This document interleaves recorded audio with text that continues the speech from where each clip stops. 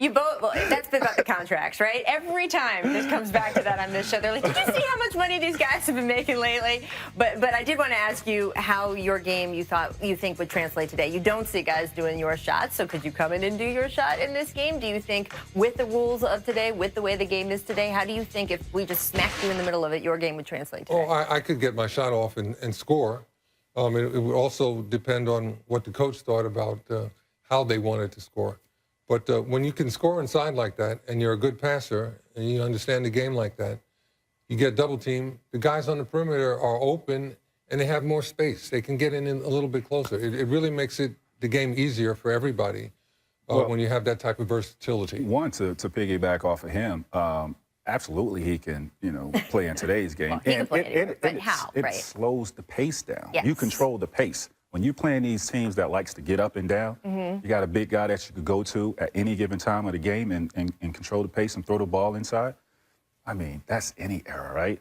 For me? Yeah, I was going to say, what about your game today? Yeah, I can play in this era. These guys get up and down and shoot threes. I can remember a couple times where I had like 8 threes and a half against And it'd be easier for you to get those shots. For sure. When they're worried about what's happening inside and the high percentage shots that are being shot inside, you guys on the perimeter have more space to do your thing and look great. Yeah.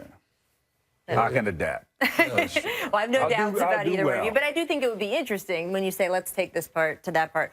What do you think about the state of the game overall, though? Because it is a very different looking game. And Trace, we've talked a lot on this show about, right. So that is the players' lament of the 90s, players of the 90s and the early 2000s is, gee, today is soft, because it obviously, the defensive rules are different, the checking rules are different. There's so much different about what they allow and what they don't. There's fans. And people like me who are just sitting here watching it would say, I like this style. I like watching the offenses go, I think the real essence of how the game has changed has to do with the three-point shot. Right. Okay, 1985, the best team I played on probably in my pro career, from the beginning of the season to the last game of the playoffs, we made 90 three-point shots. Steph Curry's boys. 400. No. In, what's it, 2015, they made 1,077 It's a slight difference. Do you like that? Which do you like? Which would you? I think the fans love it. Right. All right. And the kids learning the game, they love it. So, it's changed the game, I think, probably for the better. But I still miss the old stuff. Yeah, I love the pace of the game. Right. It's very exciting. We have, very exciting players in our game. I think it's over-officiated, right. A lot. But the pace and the style is very exciting for our fan base. It opens the game up to maybe a greater variety of kids wanting to play and feeling like they could play because you now have a greater physical, you can have different physical attributes and play in this style of today's game. They were arguing about, Steph Curry and how he would have done against people like Oscar. But he couldn't have scored all those things because they didn't have a three-point shot. Right.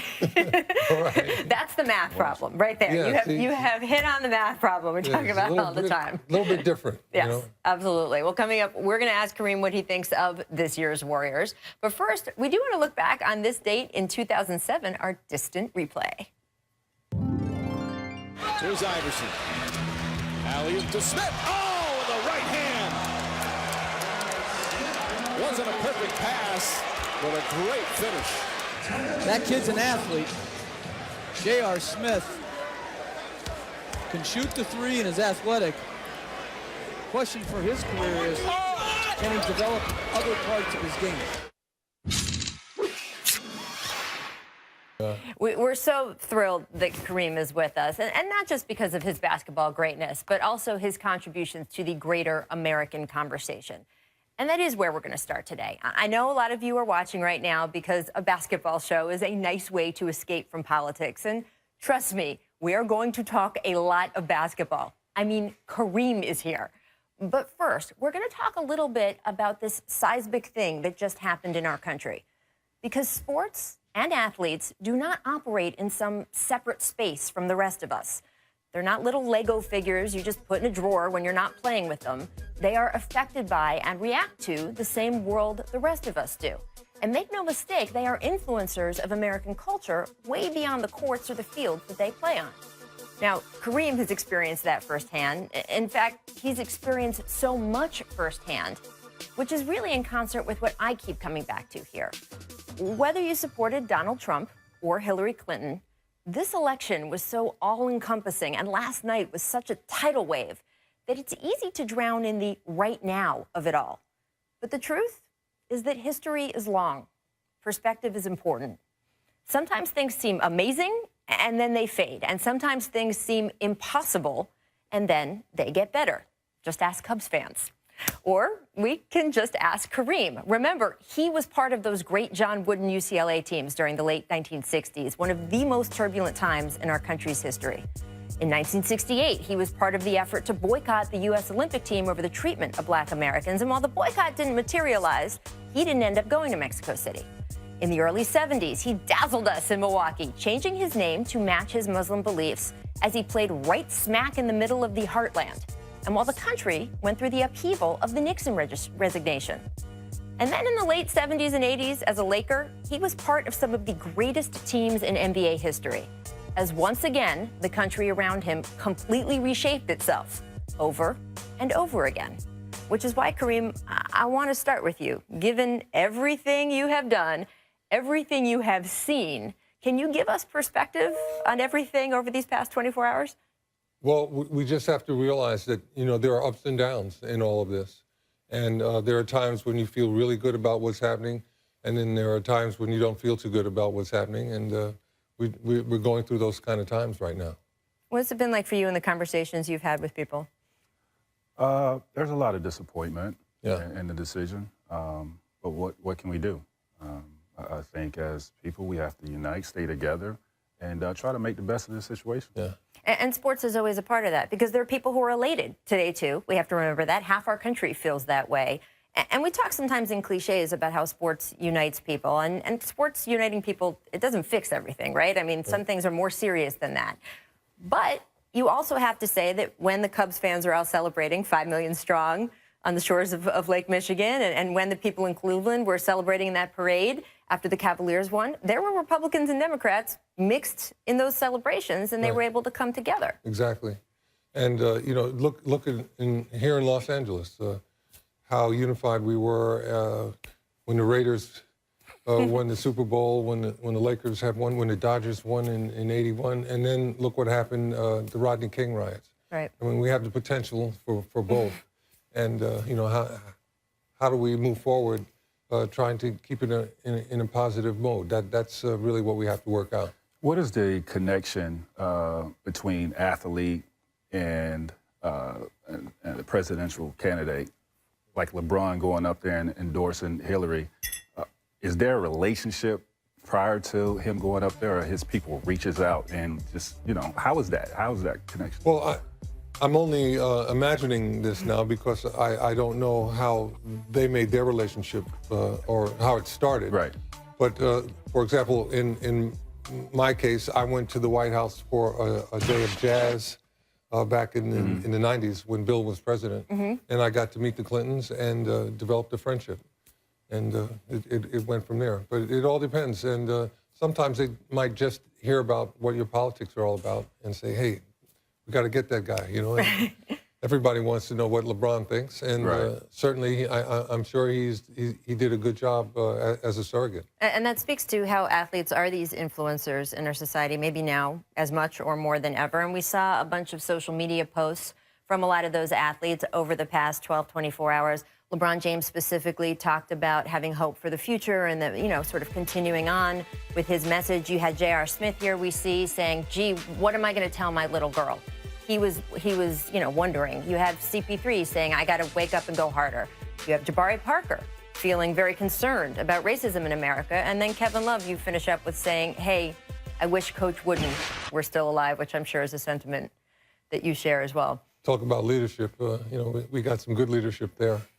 But I think, look, I'm a Black American. I'm a Muslim, and for me to wake up this morning and find out that my country has embraced a racist as the commander-in-chief, that bothers me. It makes me wonder about where I live and what it really is all about. It puts a lot of questions in your mind, and I think that really is what we all dealt with this morning and what really is going on here. We really want to know about that. So what should these athletes, and some of the guys I mentioned were guys who have grown in their political activism over the past 2, 3, 4 years. We've seen this rise of the activist athletes, maybe hearkening back to more of the beginning of your era. And I think some of them are sort of struggling, maybe publicly online, with what to do right now. Tracy, if you were LeBron James, if you were Chris Paul, what would you do sort of with yourself now that you have been politically activated the way these guys have? I think, you have to continue to be that way. Just because things didn't turn out the way that a lot of us wanted to, we have to continue to unite. We have to continue to inspire our youth and let them know what they're still capable of doing. Be an inspiration to our youth. We can't look down just because we disagree with, what transpired last night. And we just got to continue to progress and move forward. And let's leave even last night's election aside. With that rise of athlete activism, we've been talking about it for months here, and I think they just showed the picture, Kareem, of you in that famous summit with Muhammad Ali in 1967. Carmelo Anthony used that photo at the beginning of the summer when he was sort of describing his desire to become more active and calling on other athletes to become more active. We saw Colin Kaepernick with his anthem protests and the NFL players who followed along with him. What have you thought as you watched, say, Carmelo make this statement, the guys up at the ESPYs, Kaepernick? What have you watched as you watched? I thought, have you watched that unfold? Well, I'm really happy to see that the understanding of what you have to do in order to participate has started to spread amongst professional athletes. I'm glad to see them becoming involved.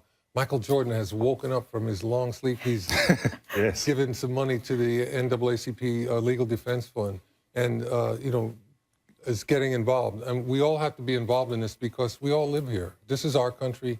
All the people that voted yesterday are our fellow citizens. We have to figure out how to communicate with them and make sure that they understand what our issues are. And that takes. And I like to add this, that, I appreciate, these guys, being the influence that they are speaking out, speaking their mind, and speaking to parts of society that may not be paying attention to, the politics. Right, not as politicized. They're reaching people in different corners than, say, maybe a typical viewer who's watching CNN every day, maybe someone who's watching ESPN every day instead. Absolutely. Is a different kind of person, so that's important too. You mentioned Michael Jordan. I'm not going to let that go completely. We're going to break first. What did you think over the years as you saw him purposely decide not to get involved, and then recently when he did? Well, I thought it was unfortunate that he was so reluctant to engage in being involved politically, because that is his right. He's an American. He has the First Amendment says he can say whatever he wants to say, and have an opinion. So for him to not want to do that just because he was worried about his business, I thought that he really was limiting himself. And I'm glad that he's not doing that anymore. He has his opinions, and we'd like to know what they are. A lot of people would. And I'm glad to see he's taken the initiative to go out and start talking about these things because people want to know. Yeah. Absolutely. Did you ever talk to him about it over the years and try to get him involved? Because you were so involved yourself. I haven't spoken to Michael, I think, since he retired. Oh, wow. Okay. Wow. Are you serious? Yeah. Our paths go different places. You retire, you start to do the things that you always wanted to do, and often you don't see the guys. Yeah. All right. Well, Tracy, we got to get that on the calendar for the jump next year. We're going to have that panel going. Absolutely. All right. We got to stop there, but we have so much more to come here on the jump. And when we return, I'm going to ask Kareem about the, quote, demise, and I put that in quotes, of the big man in basketball. Has that been overstated? You might want to stick around for that one.